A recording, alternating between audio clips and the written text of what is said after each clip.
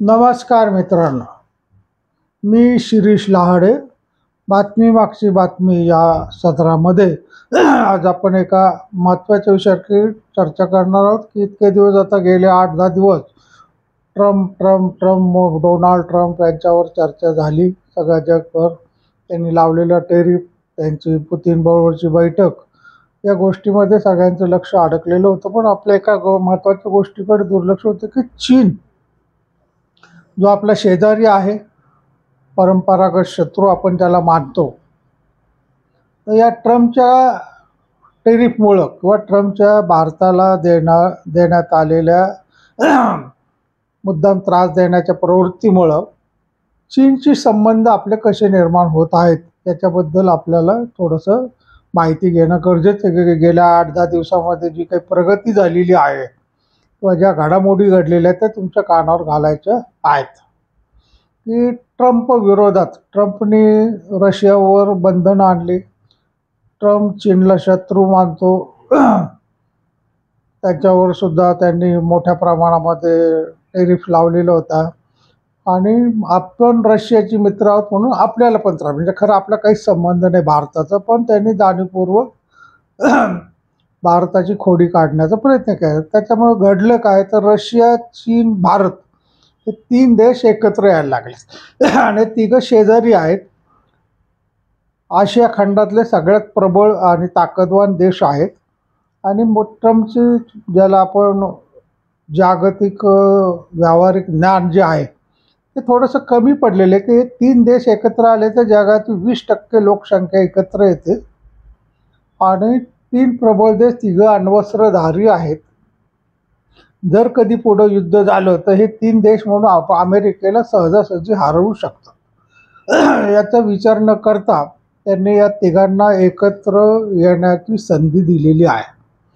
पूर्वी भारताला जवळ का करत होते, तर चीनशी आपल्याला जर कधी प्रॉब्लेम आला तर भारताची मैत्री असावी, कारण चीन भारत शत्रू आहेत, त्याच्यामुळे भारत आपल्याला मदत करेल ही त्यांची अपेक्षा होती. पण त्यांनी त्या टेरिफच्या नादामध्ये नोबेल पारितोषिक मिळत नाही भारतामुळं, त्याच्यामुळं थोडंसं त्यांनी आपल्याला त्रास द्यायचा प्रयत्न केला. त्याचा परिणाम काय झाला, तर त्याचा परिणाम असा झालेला आहे की चीन भारताच्या अधिक जवळ येण्याचा प्रयत्न करतो. चीन मैत्रीसाठी सकारात्मक प्रतिसाद देऊन राहिलेला आहे. प्रत्येक गोष्टीमध्ये तो भारताच्या बाजूने बोलतो. तुम्ही जर पाहिलं असेल की मध्ये त्यांनी पहलगामचा जो हल्ला झाला त्याचा निषेध केलेला आहे. ट्रम्पने जे आपल्यावर टेरिफ जादा लावला त्याचा निषेध त्यांनी केलेला आहे. भारताला आम्ही तुम्हाला सगळं सहकार्य करू असं जाहीररित्या प्रॉमिस दिलेलं आहे. ही प्रगती आहे, म्हणजे ही फार मोठी गोष्ट आहे की चीनचे लोक भारताच्या बाजूने कधीही बोलत नाहीत.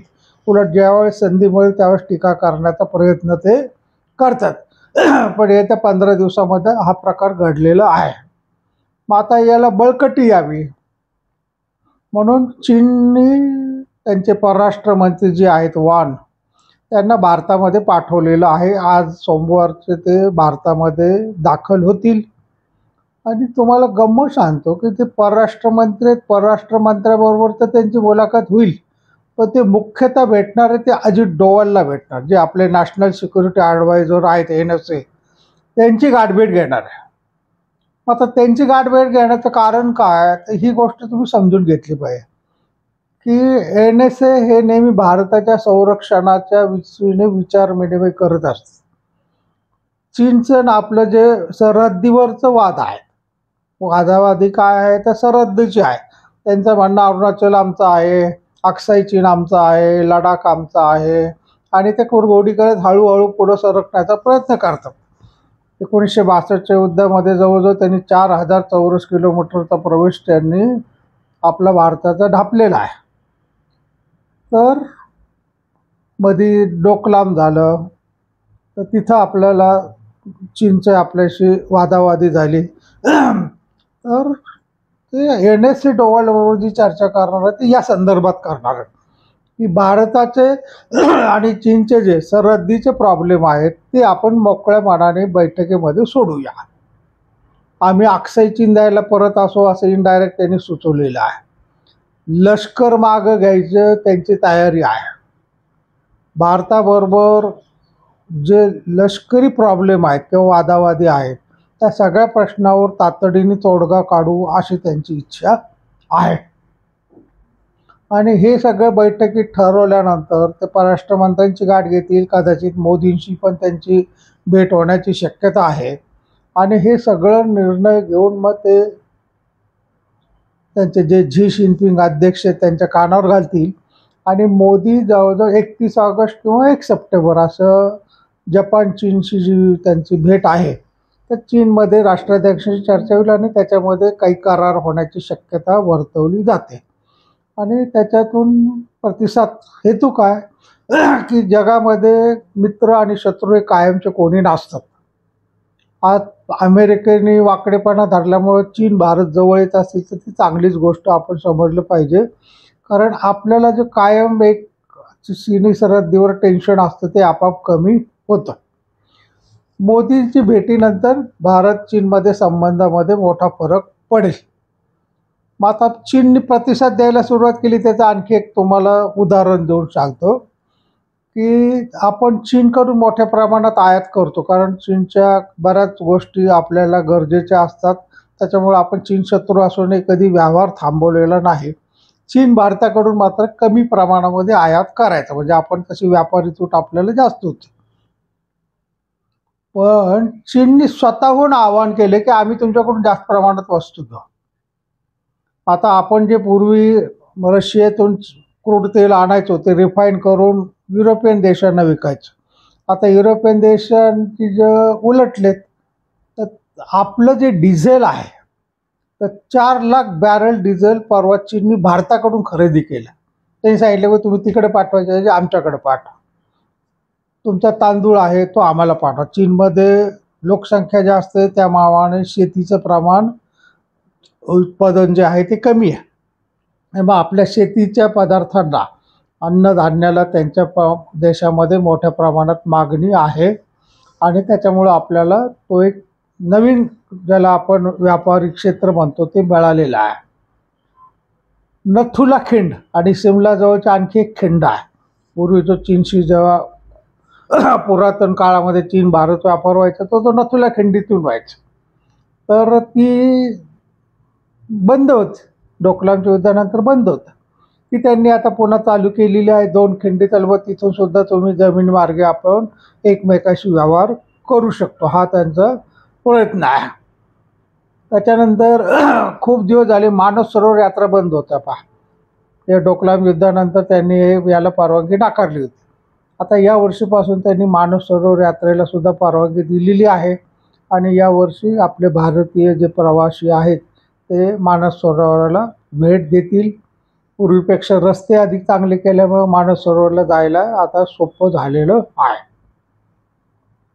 आता आपल्याला प्रश्न पडतो की आता हा व्यापार होणार आहे तर याला सुद्धा डॉलरला बाजूला केलेलं आहे की चीन भारताशी जो व्यापार करणार तो रुपयामध्ये करायला ते तयार आहे. चलन भारतीयाचं रुपयामध्ये वापरलं जाईल.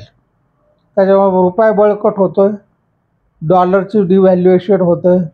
आता आपल्याला एक प्रश्न नेहमी भारतीय लोकांना पडतो की चीन हा गद्दार आहे. याने जर आपल्या पाठीपुढे खंजीर खुपसला तर काय करायचं. चीनचा भरोसा ठेवू नये हे तर सगळ्यांनाच मान्य आहे. आपल्याला जे समजतं ते काही सरकारला समजत नाही असं नाही. आपल्याला सावध राहून व्यवहार करावा लागतो नाही का.